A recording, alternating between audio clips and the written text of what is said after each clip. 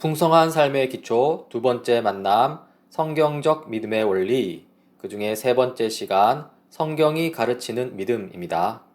지난 시간까지 믿음이란 무엇이냐 했을 때, 이 씨 뿌리는 농부 비유를 통해서 씨앗, 곧 하나님의 말씀을 품고 굳게 간직하고 견디는 것이 믿음이다 라고 했고요.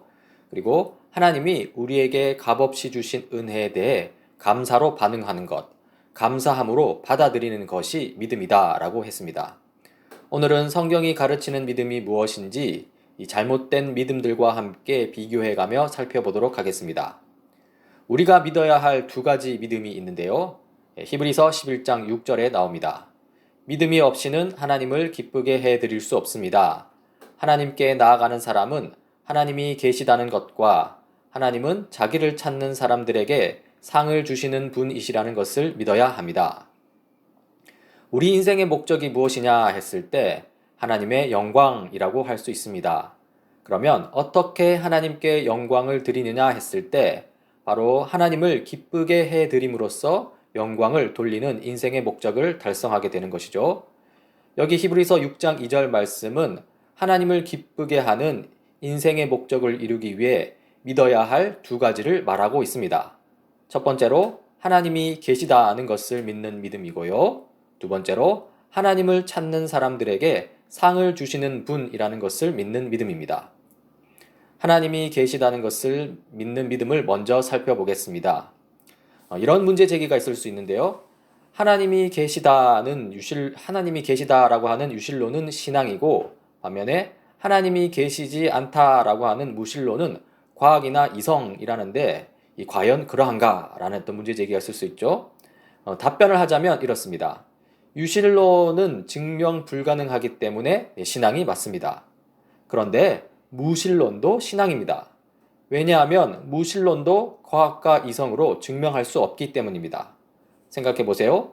신이 존재하지 않는다는 것을 어떻게 과학적 경험과 이성적 사고, 생각으로 증명할 수 있겠습니까?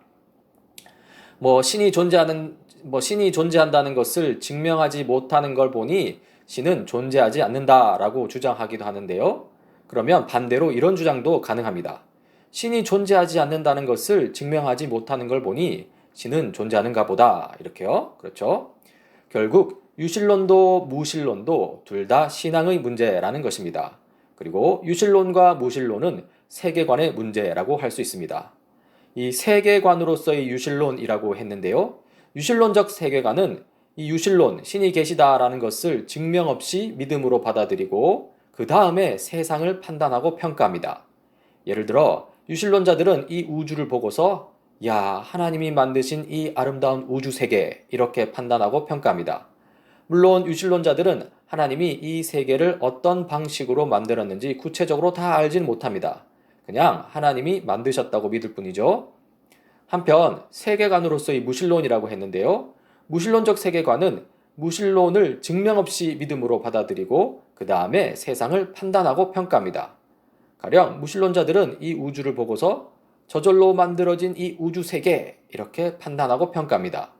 물론 무실론자들은 이 우주 세계가 과학적으로 어떻게 저절로 생성되었는지 전혀 알지 못합니다. 단지 우주적 창조자, 즉 신적 존재가 없다라고 전제를 하고요. 그리고 나서 저절로 만들어졌다라고 순진하게 믿을 뿐이죠. 여기서 이야기를 하나 들려드리겠습니다. 여기에 꽃향기가 가득한 방이 있어요. 그리고 시력이 아주 뛰어나고 청력이 아주 월등한 한 사람이 있습니다. 그런데 그 사람은 한 가지 문제가 있는데요. 그게 뭐냐면 냄새를 맡지 못한다는 것입니다. 그 사람이 꽃향기가 가득한 방으로 들어갔습니다. 그리고 눈을 부릅뜨고 귀를 쫑긋 세우고 꽃향기를 찾는 거예요. 그러다가 결국 꽃향기를 못 찾았습니다. 그리고 그 방에 나와서는 이렇게 말합니다.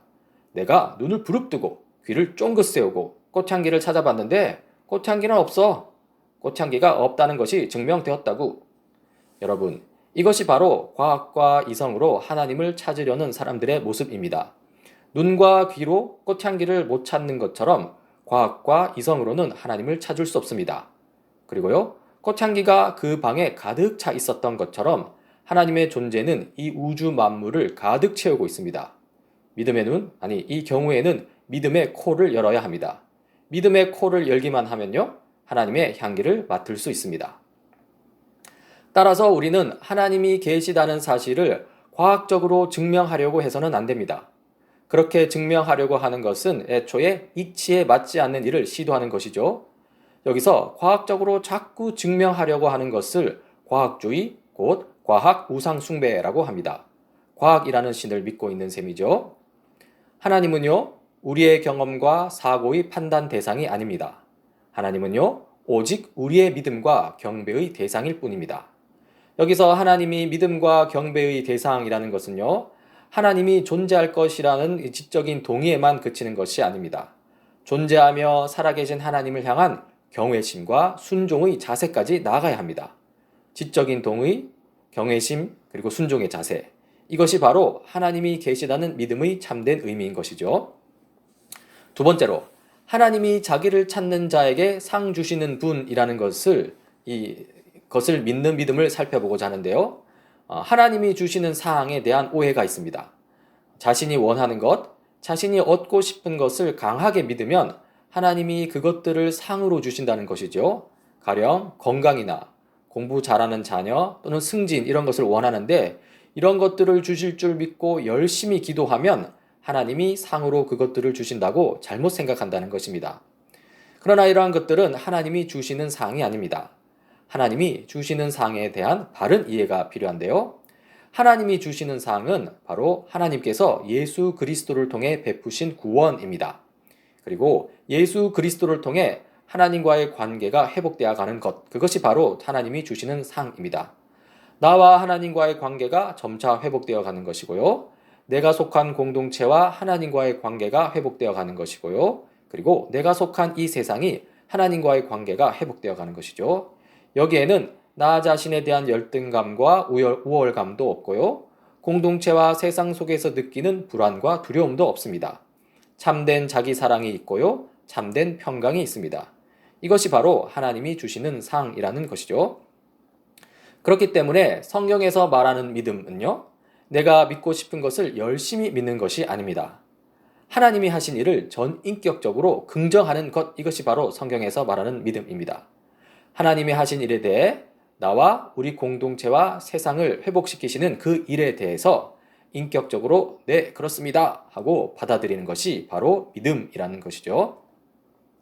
이 성경이 가르치는 믿음을 좀 더 명확하게 하기 위해서 잘못된 믿음과 비교해 보면 좋은데요. 이 잘못된 믿음의 예시들이 있습니다. 엄마가 믿음이 부족해서 그 자식이 대학에 떨어진 거야. 그렇죠? 아내의 믿음이 부족해서 남편 사업이 잘 안 풀렸다고 봐.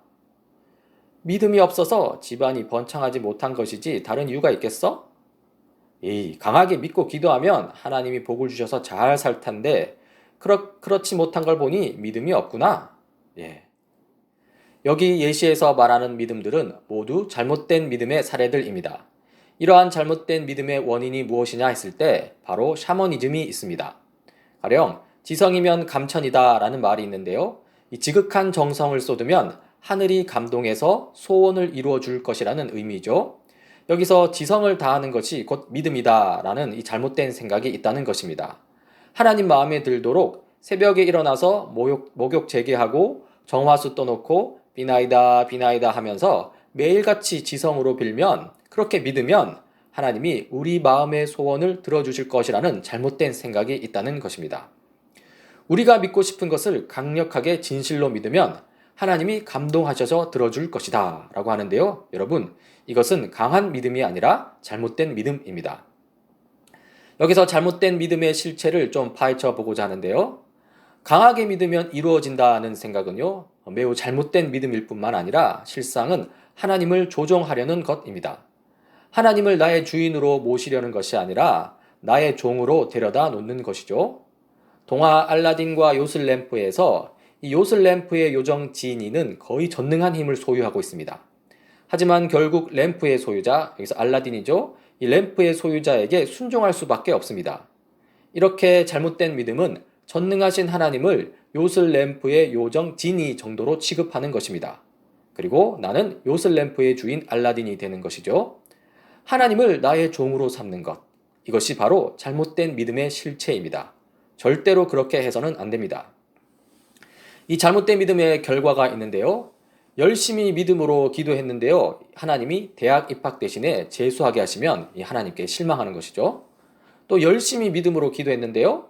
거기다 하나님께서 결혼 대신에 오랜 독신 생활을 주시면 이제 하나님께 분노하는 것입니다. 그리고 열심히 믿음으로 기도했는데요. 더 나아가 사업 성공 대신에 사업 실패를 주시면 결국 하나님을 떠나는 것이죠. 정말 이런 일이 일어난다면 물론 쉽진 않겠죠. 하지만요, 세상에는 이것보다 더 심하고 고통스러운 일이 가득합니다. 그리고 그런 시련과 고통 속에서도 하나님을 떠나지 않고 끝까지 하나님께 붙어 있는 사람들이 있습니다. 하나님은 그런 사람들에게 구원의 상을 베푸시고요. 세상이 주는 것과 비교할 수 없는 그 영광스러운 상을 하늘에서 준비하고 계십니다. 이 잘못된 믿음이 가진 다양한 성격들이 있습니다. 먼저 미신입니다. 없는 것을 믿는 것이죠. 성경에서 확정하지 않은 것을 스스로 확정하여 믿는 것입니다. 대학 입시, 취업, 승진, 결혼 이런 것들에 대해서 이렇게 스스로의 생각 가운데서 확정하는 것이죠. 또 두 번째는 맹신입니다. 무조건 믿는 것입니다. 하나님의 뜻을 향하느냐, 나의 뜻을 향하느냐를 따지지 않고요. 어떤 방향이든 강력하게 믿으면 이루어질 것이라는 이 잘못된 믿음이죠. 그리고 마지막으로 광신입니다. 자기 멋대로 믿는 것이죠. 미신과 맹신의 종합이라고 할 수 있습니다. 바른 믿음이란 이 사실을 믿는 것입니다. 진리를 받아들이는 것입니다. 즉, 사실이 중요하고 진리가 중요하다는 것이죠. 그렇다면 사실과 진리는 무엇이냐는 질문이 나옵니다. 하나님이 하신 일과 하나님이 하실 일, 성경에 기록된 하나님의 뜻이 바로 사실이고 진리입니다. 하나님이 우리에게 이미 베푸신 은혜, 십자가 구속사역과 만물의 구원이 사실이고 진리입니다. 하나님이 약속하신 것, 그러니까 다시 오셔서 왕으로 통치하심과 구원의 완성이 사실이고 진리입니다. 이 사실과 진리를 받아들이고 믿는 것, 이것이 바른 믿음, 참된 믿음이죠. 정리해 볼까요? 믿음은 하나님이 하신 일을 믿는 것이지 우리가 얻고 싶은 것을 강하게 믿는 것이 아닙니다. 믿음은 하나님의 은혜에 대한 우리의 반응이지 우리가 하나님을 움직이거나 조종하려는 것이 아닙니다. 사실이 아닌 것을 믿는 믿음, 진리가 아닌 것을 믿는 믿음, 특히 하나님의 말씀, 곧 성경에 의해 검토되지 않은 나의 뜻을 믿는 믿음은 참된 믿음이 아닙니다. 기독교는요, 우리의 신심, 곧 종교적인 마음으로 하나님을 움직여서 내 소원과 뜻을 이루는 종교가 아닙니다. 오히려 하나님이 하신 일을 듣고 이해하고 믿음으로써 내 소원이 하나님의 뜻에 맞게 정화되고 성숙해지는 것입니다. 기억하세요. 믿음은 내가 믿고 싶은 것을 믿는 것이 아니라 하나님이 하신 일, 하나님이 하실 일을 진심으로 받아들이는 것입니다. 참된 믿음, 바른 믿음, 성경이 가르치는 믿음 가운데 하나님이 주시는 풍성한 삶 누리는 저와 여러분이 되길 간절히 바랍니다.